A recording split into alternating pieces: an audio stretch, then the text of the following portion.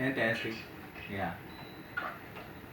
Can I just check that I'm pronouncing your name correctly, or it's your preferred name? So it's Avinash, is that right? It is easier. You can call me Josh, because that's my last name. Oh, okay, as long as you're comfortable. I don't. Yeah. Okay. Josh it is. Look, Yeah. I'm going to be mangling people's names. Our names are tough. Excellent. Our names are typically Indian, so that's how they Yeah. are. Yeah. Yeah, I mean, I grew up in a very mixed area, so we had everyone names from all around the world, and I don't think anyone could pronounce everyone's name in my friendship group. Like, so we all just had nicknames. It's easy. Right. Okay. Um, so first things first, is there anything which you would like to know in any part of the course or the training or anything which I can talk you through? I think I'll put this towards the end. Yeah. No problem at all. I think most people prefer that. But what we do is, as we go along, if anything comes up and it's relevant, and then feel free to ask a question. Okay. Sure. Sure. Makes sense. Yeah. Cool. All right. So what we're going to do is we're going to start off with the presentation to get that out of the way. Right. Actually, I'm sure you'll be fine with the presentation because you're a lawyer, aren't you? Oh yes, I'm a lawyer. Yes, that's right. Yeah. So presenting is probably not the worrying part for you. Not at all. Not at all. That's right. That's right. Good. Okay. What I'm going to use a timer on my phone here, so it's Okay. 5 minutes. Okay. Sure. Roughly 5 minutes. Sure. I've got a second screen up in front of me, so if I'm looking up here, I'm just fixing my terrible touch typing. I am listening, but that just explains why I'm staring up here. Sure. And so can I check which title you were going to present on? I was going to present on the topic, how would you support and encourage children to be an independent learner, independent learner. That was the number two Great. topic. Yeah. Yeah, no problem at all. So what we'll do is just start whenever you're ready. Do you want me to give you a warning of 4 minutes so you know roughly where you are? Oh yes, that'll be great. So that I I'll give can, a couple I of can, minutes for that. because Okay. yeah, because I'm in a habit of going into lengthy arguments. So so whenever it is 4 minutes, do let me know so that I know that now I need to finish it off. So that'll be good. Yeah. Will do. Okay. So we start whenever you're ready. Sure. Sure. Uh, do you want me to stand and present, or do you want? Can I present it this way? However you're comfortable. All right. All right. Whatever is most comfortable for you is fine. Sure. Sure. So I would like to start right now. The topic that I am presenting today is, how would you support and encourage children to be independent learners? The foremost important point here is, why are we doing this? The most important point here is, we are doing this to enhance the learning abilities of our children. Now, the first question that we need to address is, are children learners naturally? Yes or no? For this, we can refer to our experiences in daily life, wherein we have seen toddlers, young children who are naturally not only human beings, for that matter, any young ones in the entire nature of any animal species or bird species, they always try naturally, and they try to do things themselves. However, what happens is, why are we doing this topic? In the first place, what happens is, when kids or small children or toddlers or young learners, we are talking about them, they are trying to do things. We have a concept which is called our security concept. Alright? A child will naturally try to do certain things. However, if it does not matches with my security concept, suppose my child is trying to do something, and it does not match with my security concept, I think he might fail. I think he might hurt himself. In that kind of a scenario, what I try to do is I try to keep the child on a very short leash. However, rather than doing this, I should have tried to be a little more patient. However, I am full of anxiety myself, and that is why that short leash is there. So what happens in that entire scenario in a day-to-day life is children start becoming dependent because they try to look for approval either from their parents, either from their teachers, and that is why sometimes what happens, they become too dependent either on their elders, teachers, parents, etc. Due to which their self-confidence goes down, due to which they have a fear of failure, which naturally was not there in the initial stages. So what happens is, this goes on for quite some time, and now the child is seasoned to a level where he thinks, where he is confused about himself, whether I'm doing it right or not. In that scenario, what happens is the child actually we need to make them independent. He has already become dependent now. And people in a school kind of a setup come from different kind of backgrounds. And there are a lot of different families. Students and young learners come from different kind of families. Now, we cannot individually go into each family. It is not humanly possible to be there in every house and see how short the leash is, if it is short, or how long the leash is. You know what I refer to? So that is where we need to understand each learner in a sense where we can provide confidence to them. Yeah? How we can do that? Now, how would I support it? That is the essential question, because once we have identified that there is a need to do it, we need to identify. One is identification, and now we need to address it. The method how we address is one, we need to support the child, every child for that matter, for exploration. And tell them that yes, you are good to go, you can explore, but yes, please let us know. Take them into our confidence. And they should be feeling that we are helping them rather than we just trying to stop them. The moment they start feeling that we are helping them, we are working together as a team. Number two, one is encouragement. Number two, we need to appreciate them where we can, because they do take a lot of initiative. We need to appreciate them. And I would like to refer to a research study where they said in New York they did a research, and it was a very fantastic research. They said two groups of students were there in a black kind of community, all right, in the New York. And what happened was, one group of teachers were told, you just say very good whatever is done by the kid. The other group was said, no, it is not good, and try to negate everything that they do. After a year, the children, they were not in the good group. Let's call that the good group. The good group children did very well in all the parameters. Rather, they were not doing good everything, but they did good on every parameter: their social behavior, their studies, their extracurricular activities, and everything. However, the people in the negative group or the negated group were not doing. Some of them even dropped out. So that essentially means that we need to appreciate them, we need to encourage them, we need to be a part of them, and that is how we should encourage them. That is what I feel. Thank you. Thank you very much. Very interesting. Yeah. I think there's a couple of really interesting points which you raised there. What I thought about, I don't think you've seen it, David's work with babies and the mothers, and they discovered that when they put the babies into, like, so they have seesaws and things like this and slopes, they found that the mothers they'd intervene much more early. Right.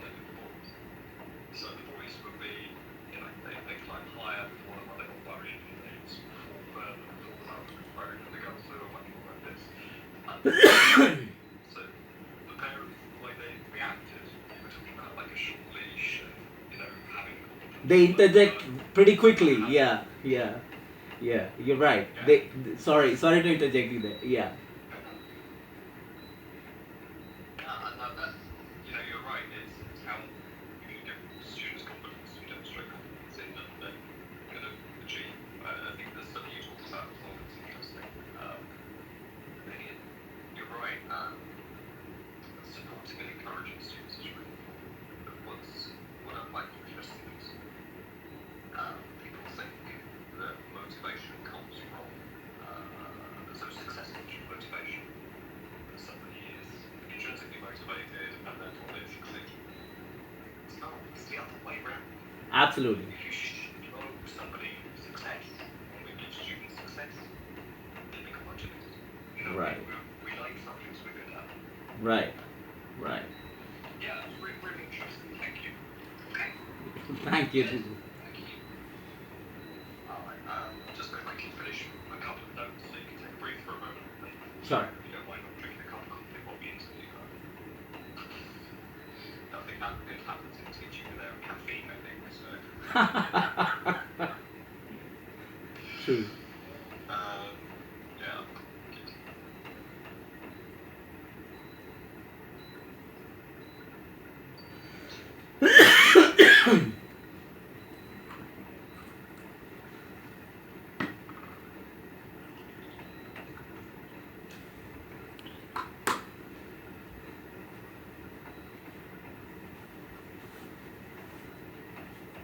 Good. Alright, let's get on to the next part. So, let's start with a question. So why do you want to teach maths? Reason is I have got a natural inclination towards maths, and I have always been, fascinated by maths. Not just fascinated, I love to do maths. So, and while studying during my graduation years in the Bachelor of Science, I was placed among the top 10% in the country. I was one of the scholars for mathematics training and talent search, and I was even as a scholar I worked for National Board of Higher Mathematics with Department of Atomic Energy. That was way back in '96. But yes, and that I feel that makes me feel that yes, I probably might be good at it. That's why they did that. Yeah, yeah. So Good. So what about the other part of my question? So why do you want to teach maths? because I feel that maths is something that most of these kids, I don't say all of the kids, but most of the kids are scared of. And I also feel the general feeling is uh, probably because the parents have this fear factor due to their upbringing. I don't know, but yes, most of the kids have this coming from home that maths is a tough subject. I've seen in during my exam days, during my school days, I've seen kids keeping putting a vermilion dot here just because of the worship. They will worship Lord, so that because it's maths paper. Rest everything, any other subject, they will not do that, right? Just because to please God.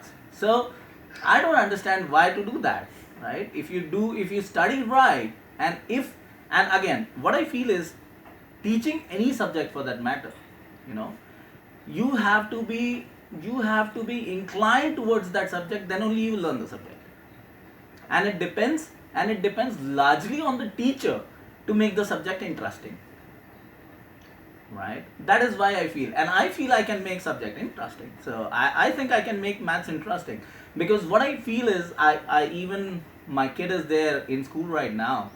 All right, she's a 8-year old. So I make her study, and I studied calculus, I studied everything possible in the world, calculus, topology, everything, numerical analysis. However, she probably may not understand that, right? However, when things are like that, I can explain it to the rock bottom concept. I can make things simpler for her, and she says, "Oh, really? Is that so? That is how it is." Like she was saying, maths is a non-useful subject. I said, It is a very useful subject. Then we started to have a debate. And I told her, see, if you do not know maths, how will you count your fingers? And then she agreed that yes, unless I know the counting till 10, I am unable to count my fingers. So maths is an important subject, and she agreed to it. So Never argue with a boy and a parent. Good. All right. Yeah. Because I talk too much. Right. Okay. So, what do you think the most important skills are for a teacher to have?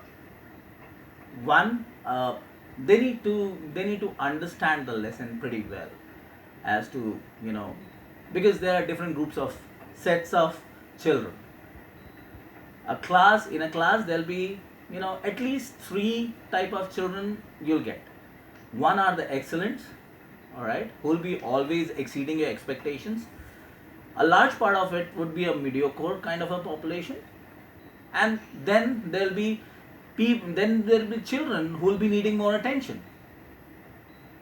So the lesson has to be planned in a manner where, it does not work only for the children or the learners who are good at it, but it should be worked in a manner where, large part of the population gets it. Like I was in the corporate, and we used to say it was a normal distribution curve, right? We refer to it as the normal distribution curve, right? So top 20% will always get it, whether you like it or not, whether you tell it or not, they'll always get it, right?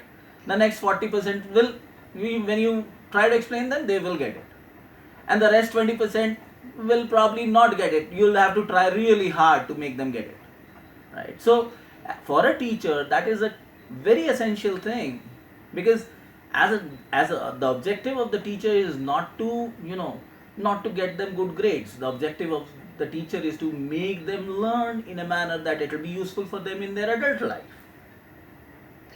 Because the school education, I would say right now we are more like, crunching numbers and stuff like that. However, the objective of school life, if you look really, is not to make us, accountants for that matter. The objective of school life is to help to gain an inclination and an insight into a subject in a manner that we really get interested into it. And once we really get interested, and that is what I feel is the teacher's responsibility. Second, innovation. A large part of subjects are taught in a manner that has been taught for ages, in a manner like from the textbook and stuff like that, right? You don't do extra talking. And children, they hate books, to be very honest. So because everyone at home, at school, everyone is telling them, oh, read your books, read your syllabus, all right, you have to cross the exams. So they're getting it from everywhere. So weave stories into it. The more stories you weave into it, they'll get interested. The more interested they get, it becomes easier for you. So I feel, and stories are very simple to be woven across, because we know so many things. As for a matter of fact, if we take mathematics, all right, so there are many stories. You can relate to so many stories. If a child says, I don't want to study, place value, fine. Don't read place value. Now you tell him what is this value of 0 when you put him on the right side and the left side, and then he'll be amazed. Oh, I was to get 10 pounds, and I'm only getting 1 pound, just because of the place value. Yeah. So that will make him interested, and that is the basic math, or basic thing that he might understand, because he knows the value of 1 pound, for that matter. What is the spending capacity of 1 pound? Probably because he goes to shops and malls or the departmental stores. So he understands that. So try to bring the subject close as possible to the learner. That is one. Innovation. 2. Number 3, I think the most important thing is patience.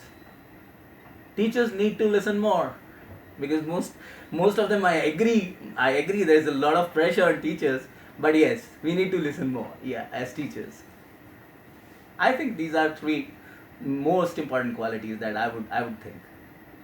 Yeah, I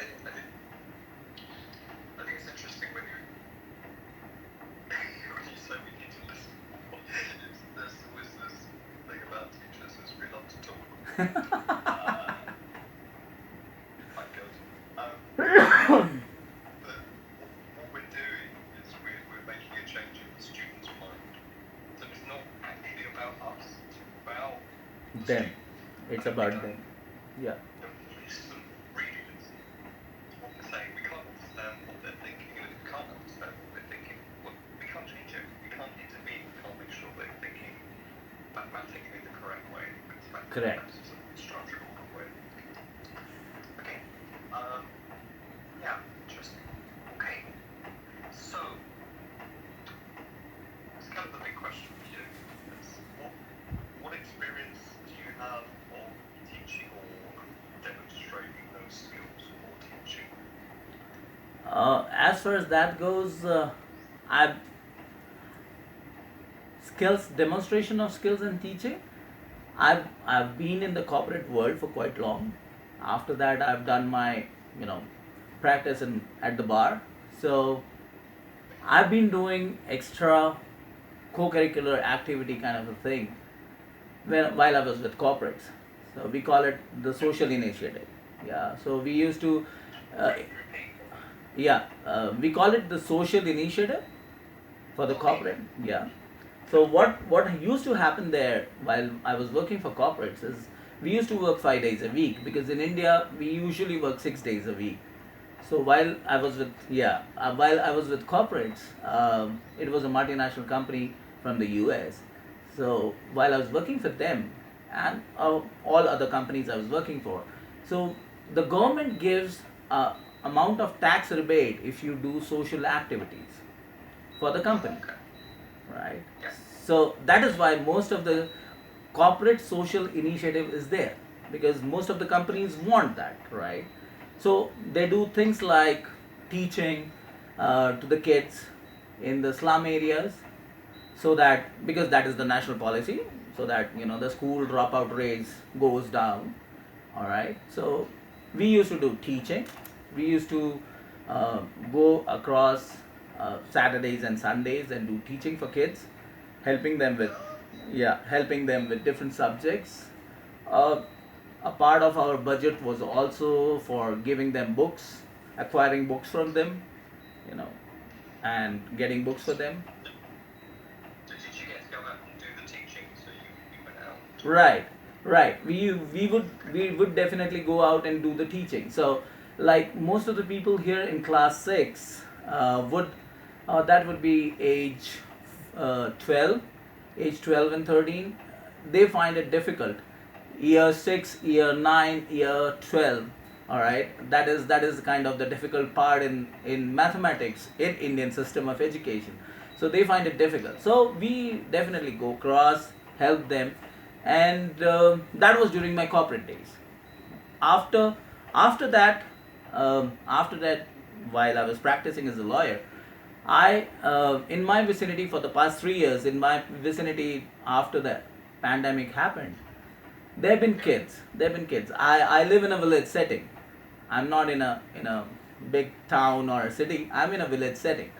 All right. So there are kids across. A lot of people have lost their jobs, and a lot of people cannot afford to go to schools because of shortage of money, and and a lot of people do not have internet, because the penetration is there, but you need money to get the data recharge as well.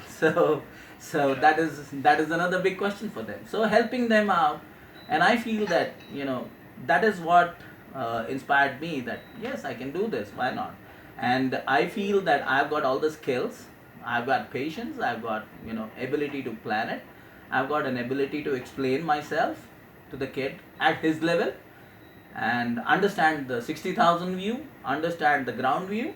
So I think, and I can motivate and inspire them, and that is what I feel is most essential. And I feel, yeah, that is what I bring to the table. So, what's your favourite bit of being in the classroom? What do you enjoy? One, the most important part is, there is every child has got a different concept of anything, for that matter. If you've got 24 children in a class, every child has got a different concept, which which probably might be different, might be 24 different views from the idea that you probably had, right? So it actually motivates you also to think in a direction. Oh, really? I never thought it this way. So I think that is the most interesting part in the class, that you yourself get you know mentally motivated or ignited for that matter. And oh, I never thought about this in this manner. So it is a eureka moment for us also at times. Yes, I think that is the most interesting part. Okay.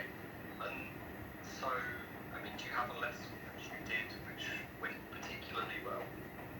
Could you talk me through it?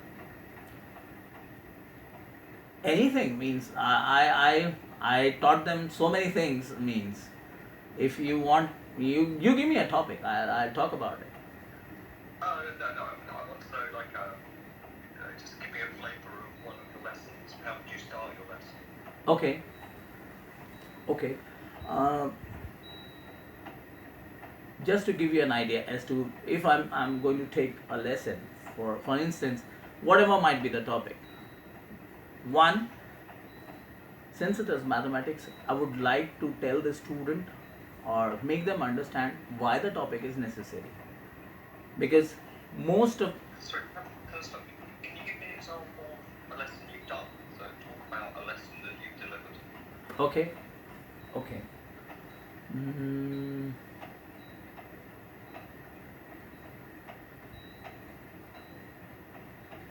all right, let's talk about data interpretation. Data interpretation, uh, the frequency tables and the data interpretation. Now we have a problem. There is a problem, and the table is given, which says, this many sales were made for product A. These many sales were made for.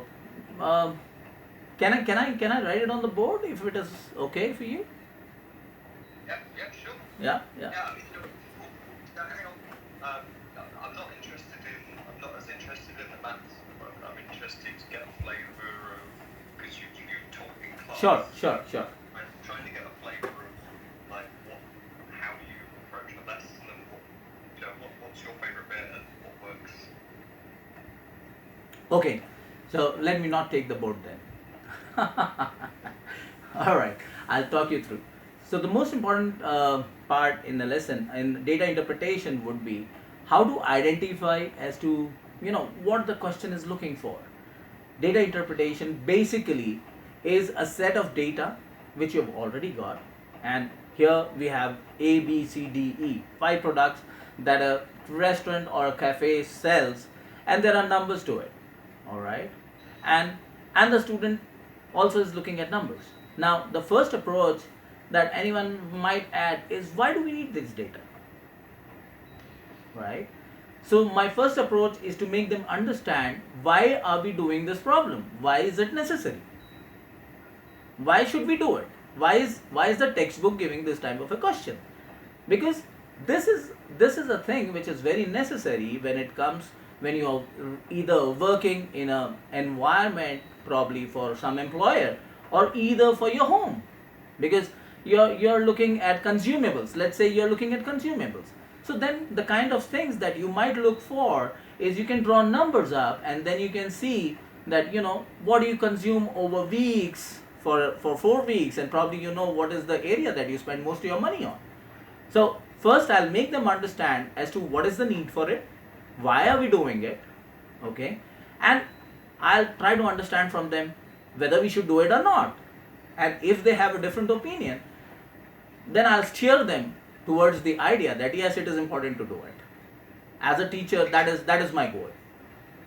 What would you do with something more abstract? So solving equations. Solving equations, algebra, that's pretty good, because I'll tell them about a story.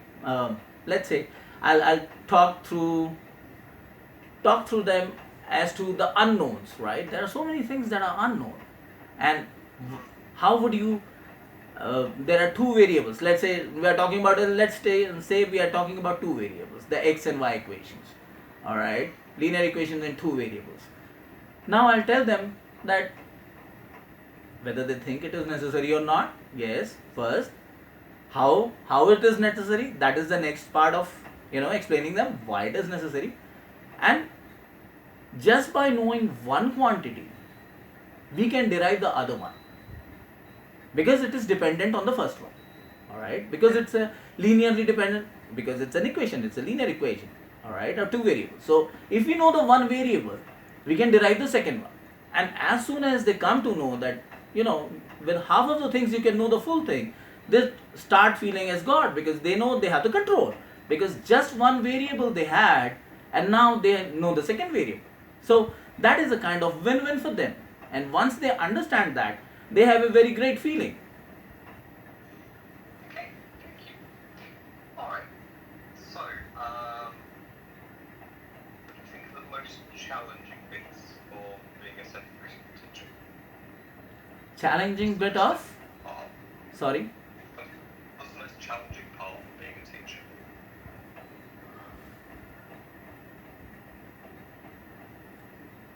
I think the most challenging part of being a teacher is you know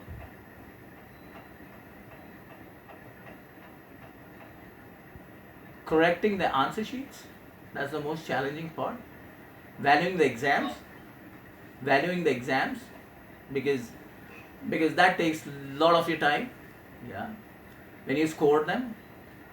Yeah, and also finding that the challenging part is finding that you're trying to do your best, however the child is not trying to understand it to his best. Yeah, that's the challenging part.